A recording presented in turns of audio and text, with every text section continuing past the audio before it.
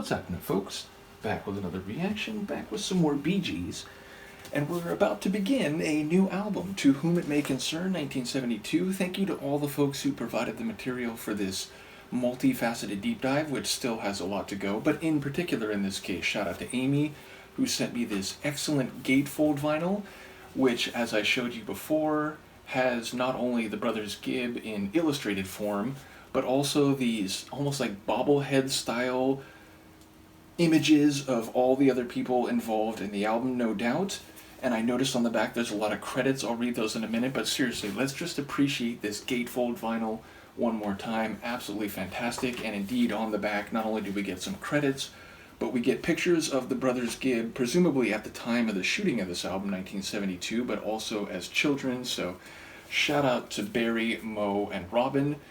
And yeah, so the first track, Run to Me, is listed as being written by all three of them, produced by Warner Brothers Music.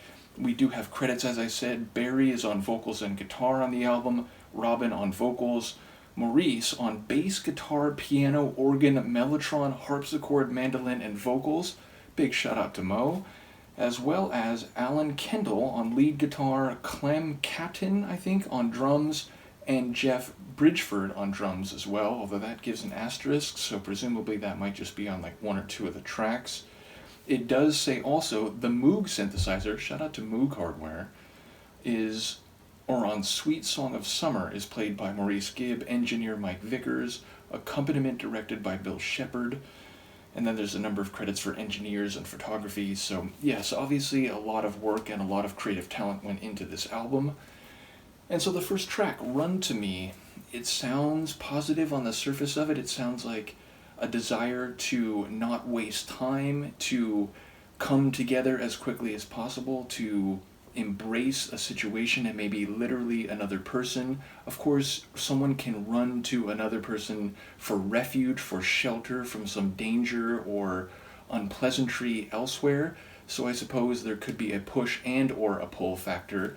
But yes, on the surface, it sounds like a coming together, and while that would make me think it's likely to be romantic, of course it could be about friendship or camaraderie or indeed family, so I suppose it could manifest in some different ways, and it could be maybe less bright and welcoming than it sounds, but on the surface it seems like a positive desire to make contact, to make a connection, to enjoy the company or character of another person. So let's see what I can catch on a first listen. This is the Bee Gees. The track is Come to Me, or rather Run to Me, apologies.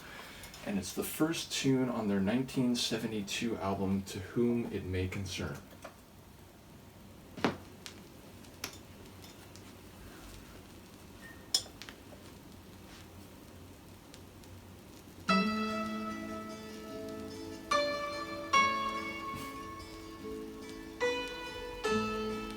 If ever you got rain in your heart,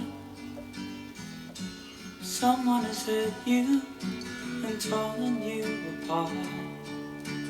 Am I unwise to open up your eyes to love you and let it be like they said it would be? Me loving you, girl, and you loving me. Am I unwise to open up your eyes to love? Come to me whenever you're lonely. Run to me if you need a shoulder.